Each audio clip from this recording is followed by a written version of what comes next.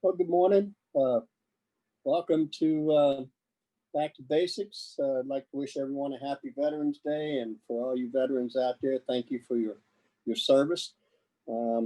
Before we get into paragraph 10 of the listing agreement, so you will, if you're just joining us for the first time, we are using the listing agreement form K1336, okay, NVAR's form. Before we get into paragraph 10, I want to alert you to some emergency legislation that went into effect here in Virginia on the 9th of November. Emergency legislation goes into effect when the governor signs it, and it deals with evictions of tenants. Okay. House Bill 5064 amends the Virginia Residential Landlord Tenant Act to require a landlord who owns 4 or less dwelling units to give the tenant a 14-day notice instead of a 5-day notice for non-payment of rent. If the landlord owns more than 5 properties or 10% interest in more than 5 properties, they already had to give the 14-day notice, but there's also that additional requirement that you offer the tenant an opportunity to pay the back rent spread out over 6 months.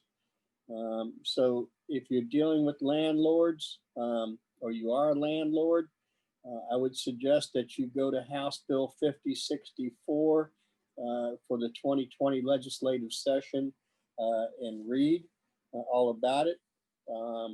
Part that we're still waiting for to go into effect is tied to the budget, and that is that along with the 14-day notice, there would be some other requirements.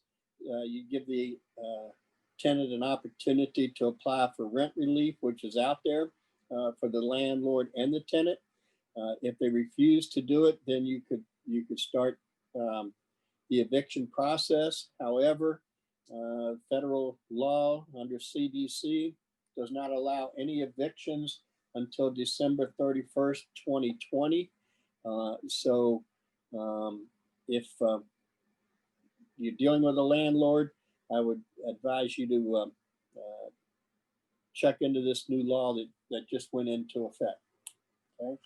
Now, today, in reference to paragraph 10 of the listing agreement, okay, and that deals with marketing and MLS internet marketing. I would like for you, if you can do this, log on to Bright MLS. If you log on to Bright MLS, when it comes up next to your name up in the top right-hand corner, click on Support and go to Bright MLS Rules and Regulations. I'm going to go over some of the definitions here before we look at paragraph 10, which will help us understand what they're talking about in paragraph 10. So if you can't get there or haven't gotten there, I'll share some of these definitions with you. But I think you would probably want to download the Bright MLS Rules and Regs and a residential sale profile sheet as we go through this listing agreement. Okay, so a business day. So if you went to page 2 of their rules and regulations, a business day is a weekday, Monday through Friday, except the weekday falls on a federal holiday, then it's not counted. So when we look at this paragraph 10, they talk about business days. So that's Monday through Friday, not including a holiday. A closed sale is one that's sold or leased. We've talked about the difference between an exclusive agency listing agreement and an exclusive right. With the exclusive agency, if the listing broker or any other broker sells it, then there is a compensation. However, if the seller sells it themselves, they owe no commission. Exclusive right is a single listing broker. If they sell it, any other broker sells it, or the seller sells it, then the broker is still entitled to the listing compensation. Okay. Now, when we discuss this, if you reserve the right for a seller to still sell to one or more people, you're giving them an exemption. You could use an exclusive right to sell listing agreement and include a provision that the seller names one or more individuals or entities as exemptions or exclusions to the listing agreement.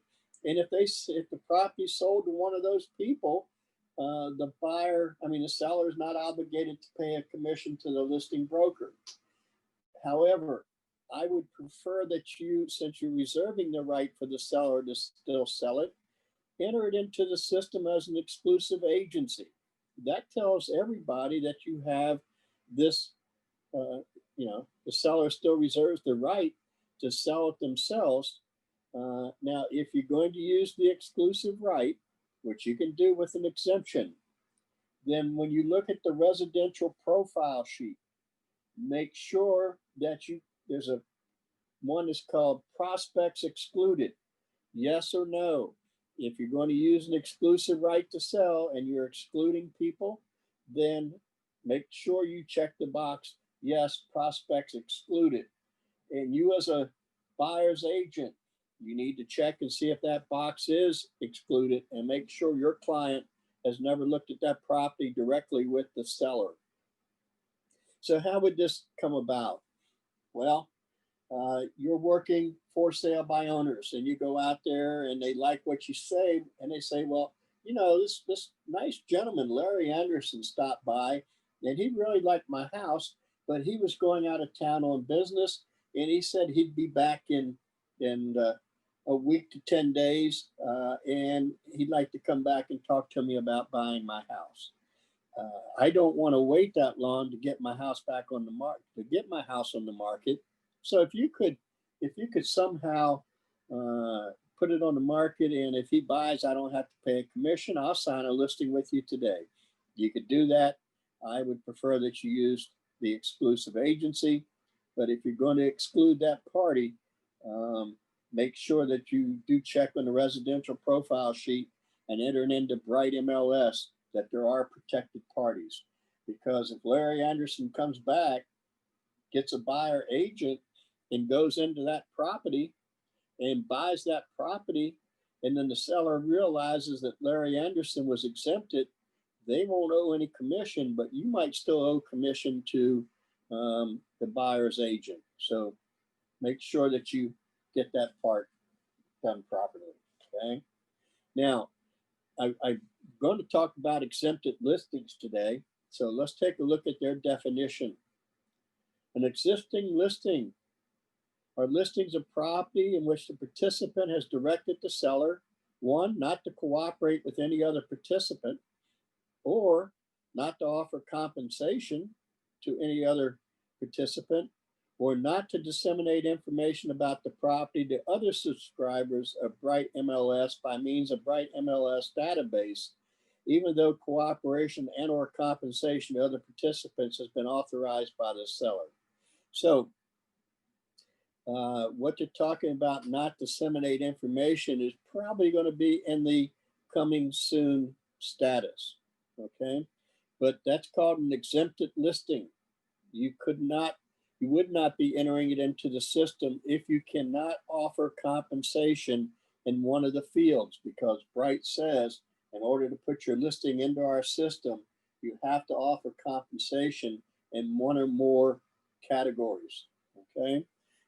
So it could be even $1, but you still have to allow it, okay? So with that, I want to go to another definition, office exclusive. We'll see this in this paragraph 10 that we're going to talk about. So let's just take a look at what the definition of that is. It's a listing in which the participant has been directed by the seller not to cooperate with any other participant through Bright MLS or otherwise market a property to the public. Otherwise market the property to the public. So if you have a coming soon sign up in the yard, you are advertising to the public. You would have to have an office exclusive agreement signed, which is a form by Bright that would have to be submitted along with our agreement. Now, I also want to make sure you understand the term participant when we look at paragraph 10. That is any principal, partner, corporate officer, or branch office manager who holds a current valid real estate broker's license and offers or accepts offers of compensation to and from other participants through Bright MLS. It is the brokers. It is not us as agents, okay? So it's the principal broker or the manager of the office.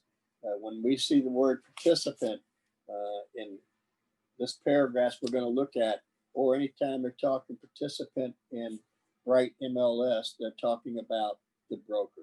It's never our listings, always the broker's listings, okay? So with those definitions, let's take a look at paragraph 10 on Form K-1336, okay? Seller, and remember, we're just going word for word through this, this listing agreement. Seller authorizes or seller does not authorize broker to market property via the multiple listing service, okay? 1, if seller authorizes broker to market property in MLS, broker shall disseminate via MLS information regarding the property, including listing prices, final sales price, all terms, and all status updates during and after the expiration of this agreement. Broker shall enter the listing information into the MLS within 3 business days of commencement of the listing period or on or before such date. Now, back to these business days. If you listed the property today, okay, then tomorrow and Sunday would not count. So Monday, Tuesday, Wednesday, by Wednesday of the following week, it has to be into the MLS system. Unless the owner says, I do not want this in until after Thanksgiving, you could do that. However, look at this next part of this. In either event, broker shall enter the listing information into MLS within 1 business day of public marketing of the property. 1 business day. So if you put that sign in that front yard today, okay, then Monday it has to be in MLS, okay, because it's not a business day on Saturday and Sunday. So if you want to be able to put your sign up and sort of have a private exclusive, list them on a Friday. By Monday, you have to have it in the system, okay? Any questions about that? Okay. Good, because the fine for Bright MLS for the first violation of this is $5,000 if they want to impose it upon you. And then it goes up to $10,000, okay? So what is public marketing? And this is defined in Bright also, and we'll take a look at that definition. Public marketing includes, but is not limited to displaying flyers in the windows, yard signs, digital marketing on public-facing websites, brokerage website displays, including internet data exchanges and virtual office websites, digital communication marketing, email blast, multi-brokerage listing sharing networks, and applications available to the general public. any type of advertising within 24 hours, one business day, 24 hours, not counting Saturday and Sunday or holidays, must be in MLS. Okay. Any questions about that?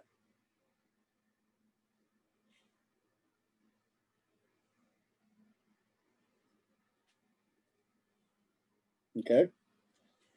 So number two, if seller does not authorize broker to market property via MLS, broker shall instead market the property as an office exclusive listing. That means any listing seller has prohibited broker from public marketing. For each office exclusive listing, seller shall sign and deliver concurrently with this agreement a waiver of broker submission to MLS form or other acceptable certification that seller does not authorize broker to publicly market the listing via MLS or otherwise. No public marketing. There is no private exclusive. Once you put that sign in the yard, it must be in the system if you belong to the MLS. Now, this is just not an MLS rule and regulation. This is an NAR rule and regulation. So it'd actually be a violation under the code of ethics, etc., to not get these in the system.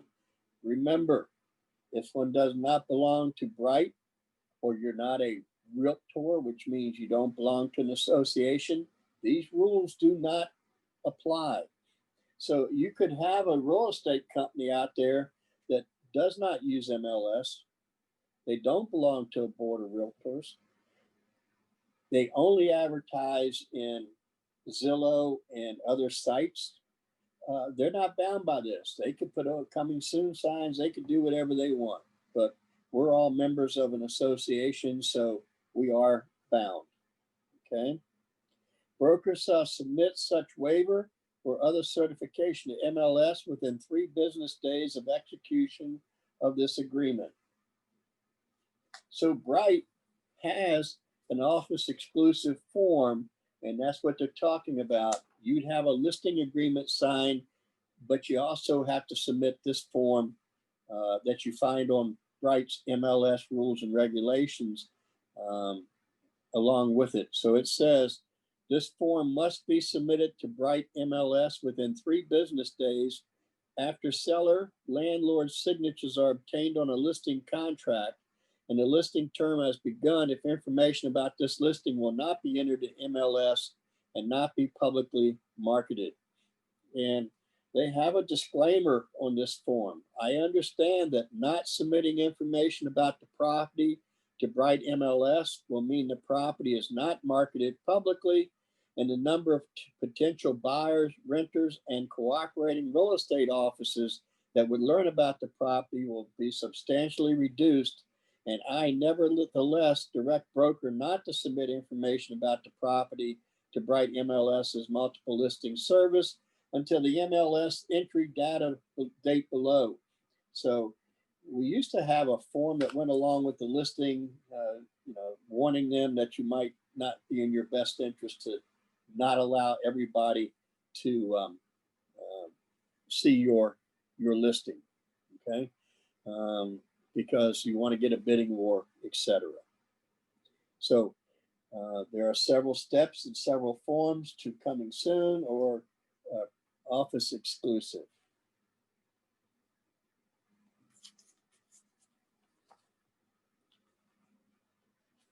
Now on page 10 of the Bright MLS rules and regulations, if you're able to download them, they talk about office exclusives, okay? That you have one business day to submit it, and talks about yard signs, digital marketing, etc. And that if the seller refuses to permit the listing to be disseminated by Bright, then such listing must be filed with Bright and not disseminated to other participants. For office exclusives, okay, the Bright MLS, you must submit this document with the form. However, you are allowed to, through an intranet, not internet site, inform other agents in your confirm that you have it, you could call other agents and let them know that you have this listing, but you cannot put it out on any internet site, put signs up, etc. And the fines for that can be substantial. Any questions to this point? Yes, Mr. Leary, how are you today, sir? I'm excellent. You? Yeah, great, thank you. Yeah, you were talking about page number 10 in this form of the executive. No. I at the beginning I said if you would go to Bright MLS and log on to Bright MLS. Okay. Okay. And if when you log on to Bright MLS, up in the right-hand corner, you'll see your name. Yes. And right beside that, you'll see support. Oh, okay, I got it. And if you click on support, scroll down and you can download the rules and regulations of Bright. Okay. So that's where these definitions, I was just sharing the definitions from Bright to help us understand paragraph 10. All right, sounds good. Thank you very much, Mr. Larry. Okay. And while you're on the site, go to listings. You might want to download the residential sale profile sheet because I'll be referring to that also. Next email it goes out when we pick up this next Wednesday. I'll have them talk about that. I just decided to add this today to help us better understand. Thank you very much, sir. Okay. Any other questions? Great. Back to paragraph 10B. Seller authorizes or seller does not authorize broker marketing property through MLS to also make listing data available to third-party websites. Seller understands that the listing data may get disseminated to third-party websites through means other than MLS, regardless of the selection above. Okay, so we can't control everybody out there in the marketplace. If your listing should somehow get picked up, it wasn't through us. Okay, so you have the capability of them saying they don't want MLS to share this information with third-party sites. Seller acknowledges that the accuracy of the listing data is controlled by the third-party websites and is outside of the broker's control. I was looking at single-family homes in in Volusia County, Daytona Beach area. I'm thinking about buying a home, keep my condo so I can use it for going to the beach, but I might decide I might need more room down there. So I'm looking at the Zillow site in Trulia, and they have, show price, they show all kinds of stuff, their estimated price and comments, etc. about the property.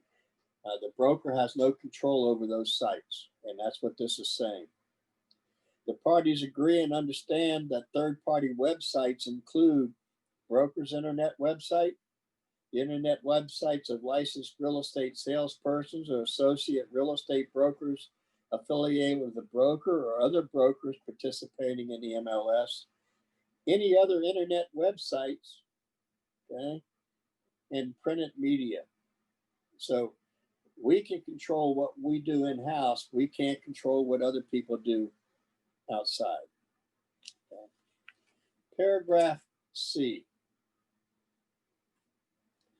In the event seller has opted into marketing property in the MLS in subparagraph A above, broker is hereby authorized by seller to submit and market property as follows. Seller authorizes or seller does not authorize the display of property address on any internet website. In the event the seller does not authorize the display of the property address, only the zip code will be displayed. So I was also looking through the website for the Daytona Beach Area Association of Realtors. It does allow people to go on their site and search for listings. When I did, I saw several properties that did not have the address. They had the zip code only, and so they opted out for their address to be shown because they didn't want a bunch of people driving by. Not that difficult to figure it out. I just went to Zillow and they gave it to me.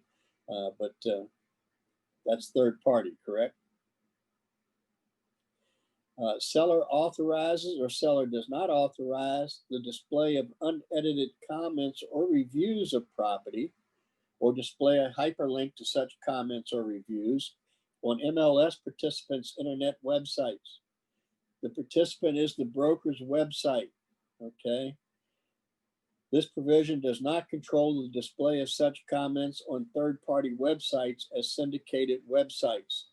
So if you Google a property address, okay, you will find unsolicited reviews and comments, you know, overpriced, you know, all kinds of different stuff out there. So, and sometimes it's just somebody upset they didn't get the listing, etc. So I always recommend that when you have a listing, that you constantly Google the property address and see what comes up and address any issue that comes up and discuss it with the seller. Okay. You can allow it on your own website discussions, but most sellers don't. I found do not like that, especially when they start talking about their price. Seller authorizes or does not authorize the display of an automated estimate of market value of the property or a hyperlink to such estimate on MLS participants' internet websites. We have control over our own website. However, we have no control over the estimated value of property on third-party websites, such as syndicated websites. So Trulia and Zillow, they show their estimated price on all these listings. The problem with their estimated price, okay, and this goes back to why we have RPR, a Zestimate, as it's called, a Zestimate. It is only based on recorded data at the courthouse.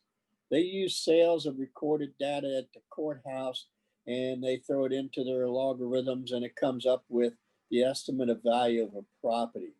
Unfortunately, they've never seen the interior of the property.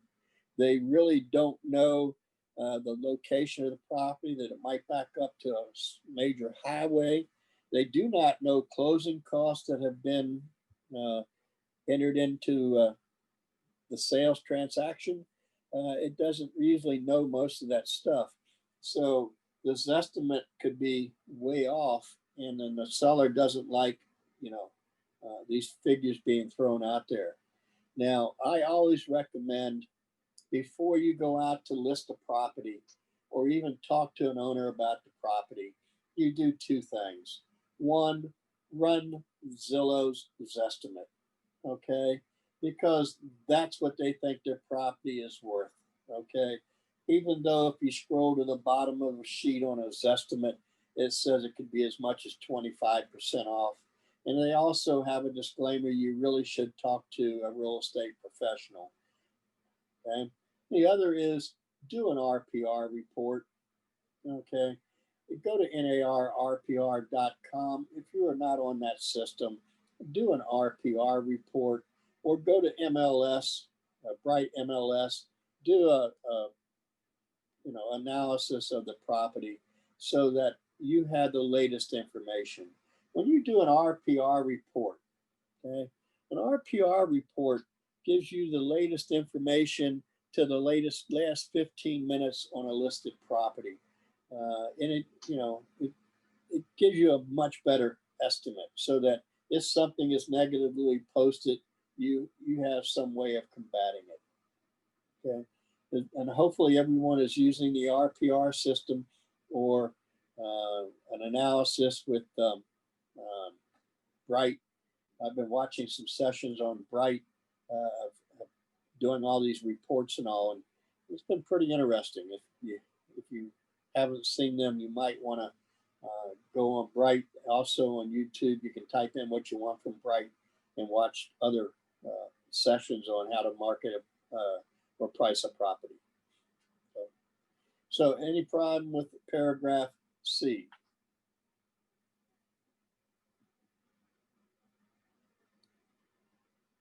Good. Now, paragraph D, we deal with coming soon. Okay. Seller authorizes or seller does not authorize broker to list property under coming soon status in MLS. If seller authorizes broker to list property under coming soon status in MLS, okay, broker shall list property under coming soon status within 3 business days of the commencement of the listing period or on or before. So if no signs going in the yard, and why would they want to do this? Well, I may need to paint my house. I want to do some other repairs to my house. I want to build up anticipation of my listing coming on the market. Okay. I want to build up that anticipation, but there's not going to be any showings or anything. Just give me an opportunity to do that. Well, I can say, I want you to wait, give me 5 days before you even put it in there. Okay. And then that gives me 21 more days, up to 21 more days from that date to get my work done. Or if I don't say that, 3 business days, not counting Saturday and Sunday or a federal holiday, into the system. The property may be listed in the MLS under coming soon status for no more than 21 days from the date the listing is entered into MLS. Broker may engage in pre-marketing activities prior to the date that the property is entered into MLS under active status, including but not limited to placing a coming soon sign on the property, notifying agents with other firms the property is coming soon, and 3, placing advertisements and conduct other pre-marketing activities at broker's discretion. However, the broker shall not show the property to prospective buyers or tenants and or their agents while under coming soon status. Coming soon in the system allows someone to finish the work, build up anticipation, not to show the property by any party. Okay, by any party. Okay. Everybody understand that. Even if you get a call where someone wants to see that property, you cannot allow it to be shown. Would that prevent the seller from showing it? Probably not, but I would not try to set that up as a way of circumventing the rules and regulations, because you're just asking for, at that point, you're just asking for a problem. And it can be an expensive problem in an ethics hearing or a hearing before. Right. Okay. Any questions? So here's the question I do get. Well, what happens if we get an offer on the property? Can the owner accept it? Well, paragraph E, during the term of this agreement, seller may, by written notice to broker, authorize broker to enable or disable use of any features as described above. Brokers agree to update the MLS database accordingly. Okay. And then if you, in the rules and regs for Bright, it says, okay, under the exclusive, let me pull it out here, on page 10 under coming soon, okay, during the specified period, the status of property is coming soon. If the participant receives an agreement of sale, whether solicited or not, it must be presented to the seller in accordance with all applicable laws and regulations.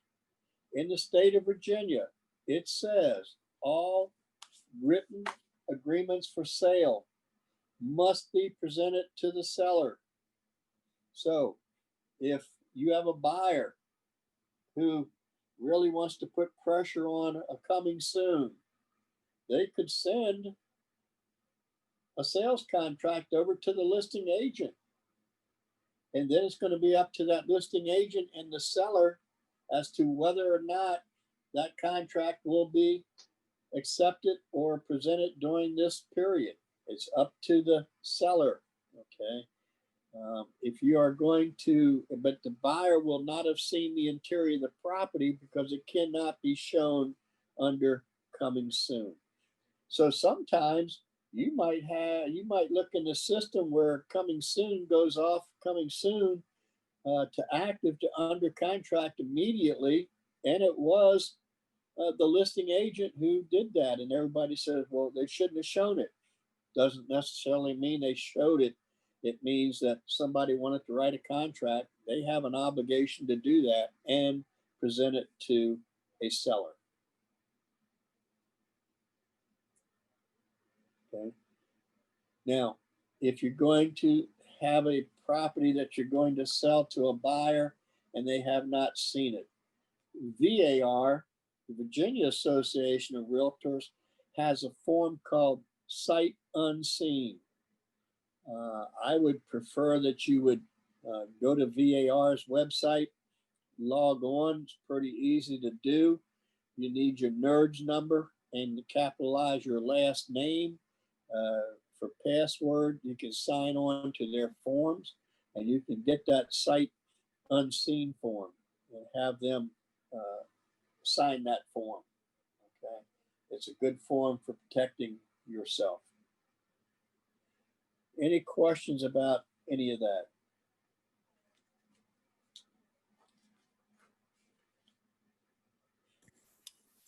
Yes, Larry, what was the website you said?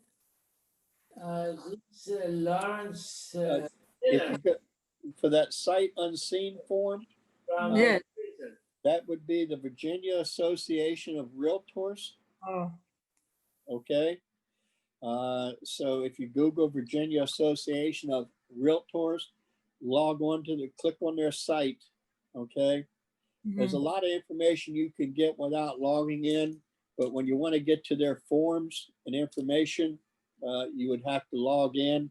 The way you set that up, it requires your NERDS, your national ID number from NAR, and you capitalize your last name, and that's your password. That's how you get into their system. So, and let me warn you, don't try to use all of VAR's forms and combine them with NVAR. Contractually, that does not work usually.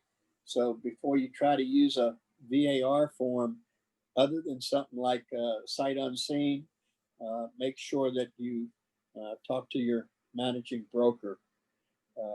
For instance, our contract here in Northern Virginia has time is of the essence in it.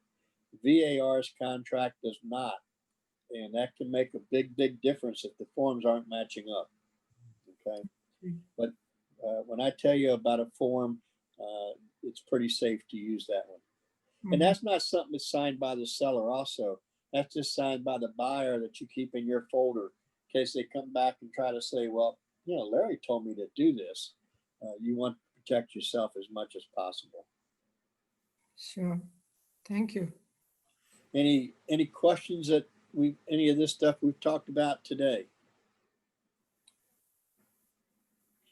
Okay. And remember, these Wednesday sessions is basically to go through the forums and for me to give you some insight, you know, about what it's talking about. Mondays are the Ask Larry sessions with guest speakers. I hope to have Doug Inger back with us Monday. That was the lender that did the marketing with us to talk about financing, how COVID has affected financing, plus any changes and updates to VA, FHA, and VA. It'll be a pretty good session if I can get him in here. Pretty sure he'll be here, but if not, I'll do something.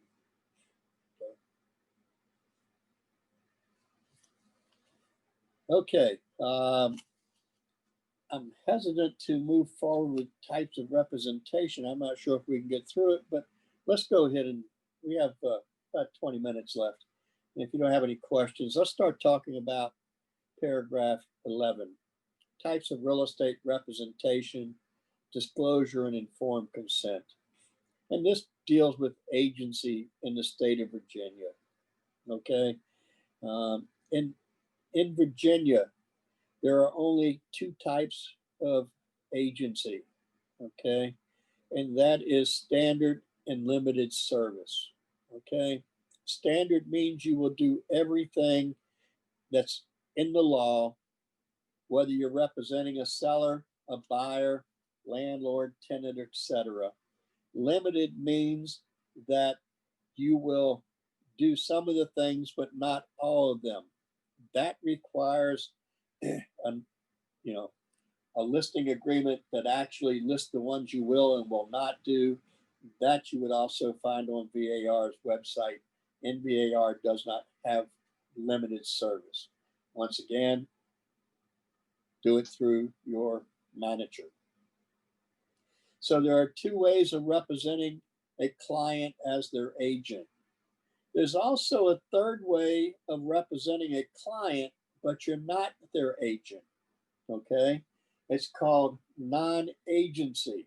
We see that quite often, okay? Where the old listing agreement used to say sub-agent, buyer's agent, and non-agent.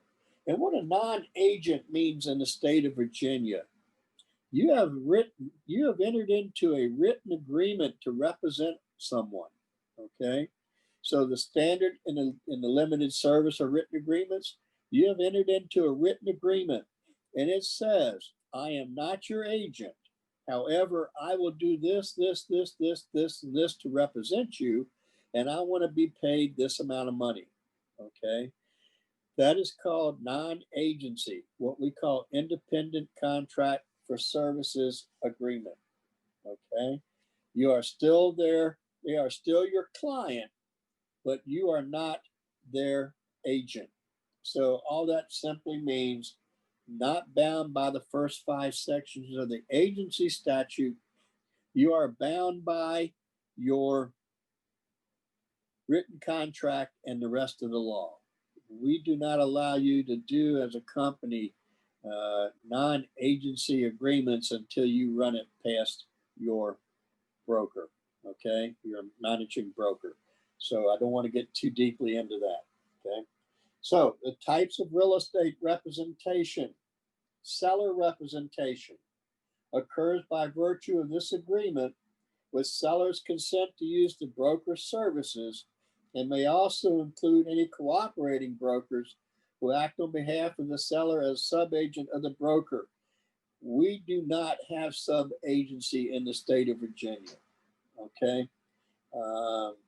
So be careful with that one. I've addressed this issue with the association, and hopefully that will be removed from our form, okay? The broker may assist a buyer or prospective buyer by performing ministerial acts that are not inconsistent with the broker's duties as seller's listing agent under this agreement. So what does that mean? A ministerial act are things that will help a transaction go forward where you're not representing someone as their agent. So that would mean, well, you're going to need a home inspection. So they choose a home inspection company. You can set up the appointment with the owner for the home inspection, okay? You can open up the door, you can let the home inspector in, but that's all your duty is to be there to make sure the property is attended to and that no damage is done. You're not there to represent the buyer, okay? That's a ministerial act. You could fill in a sales contract for a customer using what they ask you to put in there, okay? Because you're not an agent. That's a ministerial act, helping things go forward, okay? And the fact that we did that is not a conflict with our duties under the statute for representing a seller, okay? Buyer representation occurs when buyers contract to use the services of their own broker, known as a buyer rep, to act on their behalf. And I do an agency session where I'd get into greater detail about this. This is just for the purpose of this form, okay? So we need to make sure the seller understands that the buyer may be having their own broker to act on their behalf, not representing the seller. Designated representation, okay, occurs when the buyer and seller in one transaction are represented by different sales associates affiliated with the same broker. Once again, all of the Fairfax Realty offices, even though we have an umbrella type situation, all have different brokers. So unless you're an agent with Fairfax Realty of Tyson's or Herndon, because they have the same principal broker, then there would not be designated agency. So if I am representing a buyer and I'm out of the Tyson's office and it's listed with the Falls Church office, that is seller representation by the Falls Church office. It's buyer representation by the Tyson's agent. It is not designated agency. It has to be the same broker. And each one of our offices have a different principal broker. Everybody clear on that? So the only time you'd be using designated, you're representing a buyer, client of Tyson's, Fairfax Realty of Tyson's, and the sellers also be representing by another agent of Fairfax Realty of Tyson's. That would be designated. And the form does need to be signed. It does need to be attached to the contract and made part of the contract. Okay. Each of these sales associates, known as a designated representative, represents fully the interest of a different client in the same transaction. Designated reps are not dual representatives if each represents only the buyer or the seller in a specific real estate transaction. In the event of designated representatives, each representative shall be bound by client confidentiality requirements set forth in the confidential information paragraph. However, the broker remains a dual representative. So here at Fairfax Realty of Tyson's, Johanna is technically the agent for the buyer, technically the agent for the seller. She's still a dual agent. However, if Nestor was representing the buyer and I am representing the seller, we are not dual agents. So we have that duty of confidentiality of our client, okay? So the dual agent being the broker, they have that same duty to both clients, right? So we could not share information. Nestor and I could not share information about our clients' situations, etc. However, we could go and talk to Johanna, but she couldn't share that information.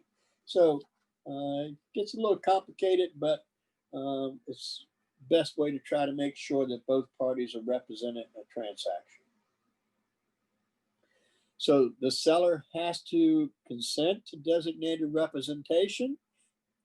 If the seller does not, here on the next page, and does not allow property to be shown to a buyer represented by this broker through another designated rep of the firm, which would make no sense to me why they would do that, but they could. Or seller consents to designated representation, allows the property to be shown to the buyer represented by this broker through another designated representative associated with the firm.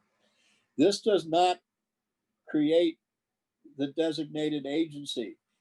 This is just saying if this situation arises, we will allow it. Then you need to use the designated agency disclosure form that is required by the statute of Virginia, and it must be attached to and made part of the sales contract. You don't get that signed when you list the property, okay? Only if the situation arises. Dual representation occurs when the same broker and same sales associate represent both the buyer and seller in one transaction. So Larry Anderson brought the buyer-broker agreement into the broker accepted it. Larry Anderson brought the exclusive right to sell agreement into the broker accepted it, okay? And now that buyer client wants to buy that listing, that is dual agency, Okay. In the event of dual representation, the broker shall be bound by confidentiality requirements for each client set forth in the confidentiality paragraph. Remember, under designated agency, the broker is still dual rep. They have that confidential information, whether it's a dual agency or designated. However, when it's a dual agency, the agent themselves also have those same duties. So seller does not consent to dual rep, does not allow the property to be shown. The buyer represented by this broker through the same sales associate, or a seller consents to dual rep, allows the property to be shown to a buyer represented by the broker through the sales associate. So if I'm a seller, I'm not allowing dual agency. I just wouldn't do it, okay? Does that mean that I could never sell one of my own listings? Certainly I could. You don't have to enter a dual agency to protect yourself to make sure you get both sides of a commission. You would get the unrepresented party form signed, acknowledging that they understand, the buyer understands they are a customer, not a client, and you can proceed forward and still do ministerial acts to sell your own listing. Okay, I will do a session on designated agency, dual agency, and customer at a later date. Okay. An additional disclosure is required before designated or dual representation is to occur for a specific transaction. Okay. What they're saying is, you've agreed that it could happen, seller. Now that it's actually happening, we have other forms.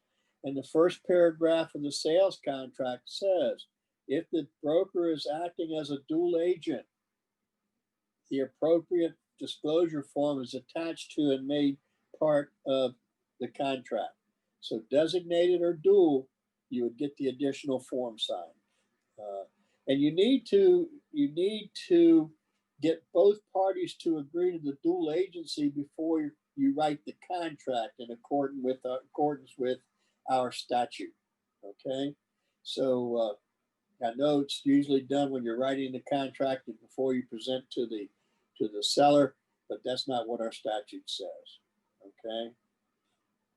And broker shall notify other real estate licensees via MLS whether the seller consents to designated or dual representation. Once again, that is only meant for people in the same firm, okay? The same principal broker. So if you're with Tyson's and you have a buyer's agency agreement, you're going to show one of my listings, then check to see if it said designated yes, and you know whether or not you're going to be a dual agent, right? Any questions about that? I went over that pretty quickly.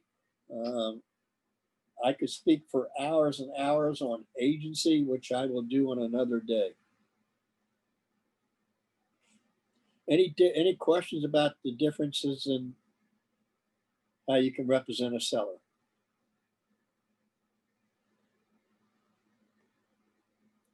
Okay, any questions about anything else today before we call it a day?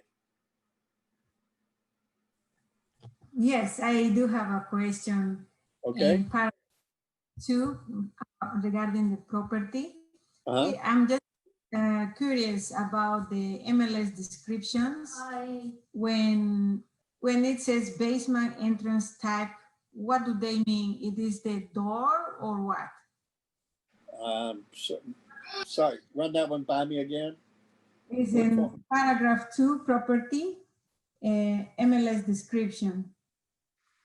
Let me go back to that.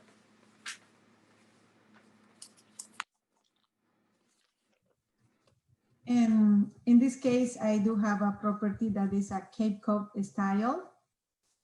Okay, so basement entrance type would be if you have an exterior entrance. So is it a sliding glass doors or is it a stairwell? That's what they're talking about. Oh, okay. In this case, I do have a Cape Cod. Should I put number of levels will be 1, even though they have an attic upstairs? Is the upstairs finished with bedrooms? Yes, Then it's 2 level. 2 level. Okay, okay. I just I didn't know if it was 2 level or 1. Yeah. And also in paragraph 4, I'm sorry, yes, paragraph 4, term of agreement. In the last page, in the last paragraph says, broker agrees that the showing instructions to be shared in the MLS with other real estate license and the prospective buyers are as follows. I need to put only the time. Well, it could be call first, okay? Call agent with listing appointment. I don't have paragraph 4 in front of me. See if I can pull it up on Right MLS. For some reason, my paragraph 4 page is missing here. So I don't want to misquote. Let me see if I can get on to NVAR and pull the form up real quick.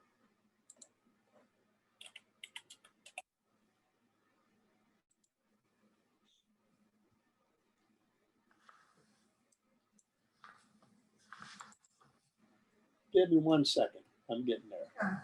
Thank you.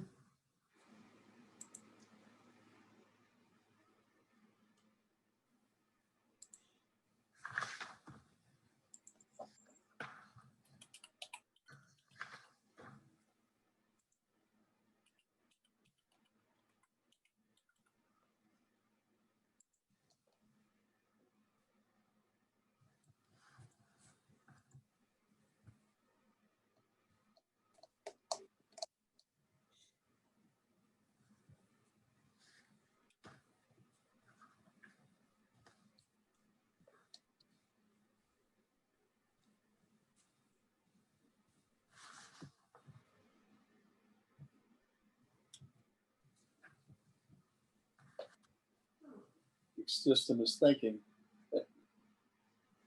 Okay.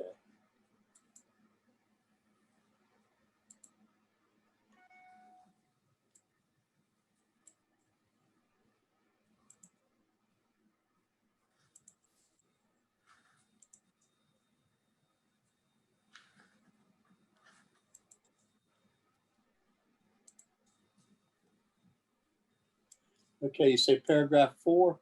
Or G will be the instructions. Should I put the time or I should put another thing? So term of the agreement? Yes, terms and agreement, but is the G, paragraph 4, G? I don't see a 4G. Where? Oh, maybe, oh, sorry, it's not that one. That's just a listing time.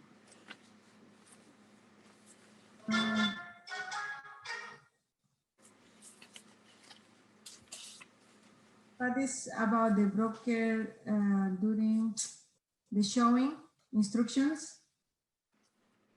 G. Oh, that will be 9. I'm sorry, 9, paragraph 9. Okay, I didn't think it was 4. I'm sorry. Okay. So broker agrees to the following instructions to be shared in the MLS with other real estate licensing. So is it call vacant, call listing agent first? Is it call seller first, or is it vacant lockbox? Just go. So whatever the instructions are that you agreed to with the seller is what you share there. So Okay. do you want everybody to, or it could be through a showing service, appointments through the showing service. So whatever way you set it up with the owner or people getting into the property. Okay. So even though it may be vacant, a lot of agents still want you to call them to set up the appointment so they know, or call the showing service so they can know who went into the property, etc. I see. Oh, thank you so much. I appreciate it. Okay. Any other questions? Yes, if you don't mind, Mr. Larry, please. Not at all. Concern the dual presentation, isn't it you have the agents should stay away from it as maximum as you can in case there's a lot of problem can be arise with it? The home inspection? No. For dual representation. Oh, for dual agency? Yes. I recommend that you never do a dual agency. I've never done one in my entire 43 years of doing this. You can still go ahead and represent the seller, take the buyer out there as a customer, and you can still have a customer on your own company's listings, right? Okay. Yeah. Okay. So if you get them to sign the unrepresented party form, so that you can write the contract on that property, that's the best way to do it. Okay. Now, if if you've already got a buyer broker agreement with them, and you're going to now be showing, one of the listings you had because the price reduced and they can afford it, then you might want to stick with a dual agency. But remember, when you have a dual agency, you can't give anybody any information. So let's say that I'm your client and I'm the buyer, and you've been representing the seller also. And I say, well, do you think the seller will take less? Even if you knew the seller would take less, what do you have to tell the buyer? Well, I can't tell you that. Yeah. Okay. And that's what the form says. The dual agency disclosure form you get signed up front, it says, don't ask me what you should offer. I can't tell you. Don't ask me what should be fixed. I can't tell you. Seller, I can't tell you what you should accept. So, basically, rather than having one customer, now you have two. So I prefer that you stay away from a dual agency if at all possible. And a lot of agents think that if I don't represent both parties, I don't get all the compensation. And that's not what the listing agreement says. And that will be actually, I think, the next paragraph that we cover next week. So we'll be talking about broker compensation in paragraph 12. All right, sounds good. Thank you, Mr. Larry. Okay. Thank you, sir. Any other questions? Well, thank you for joining me today, and I look forward to seeing you on Monday at 11. And if Doug's not here, I will put the topic out, but I'm hoping Doug will be available to talk to you about financing in the time of COVID, maybe even address what he might expect with a change of administrations. So hopefully see you guys again on Monday. If not, I will be here next Wednesday to continue through this exclusive right to sell listing agreement. Thank you so much. Okay, thank you, Larry. Thank you for joining me. Larry, can Yeah. can I ask you something before Sure. we? Okay, the form that you were saying that we have to have and print from the NVA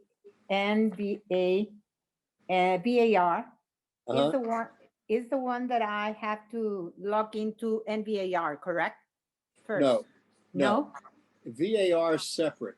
Yes. Okay. So if you log on, if you want to get that sight unseen form, that's different. You would go to VAR, Virginia Association of Realtors.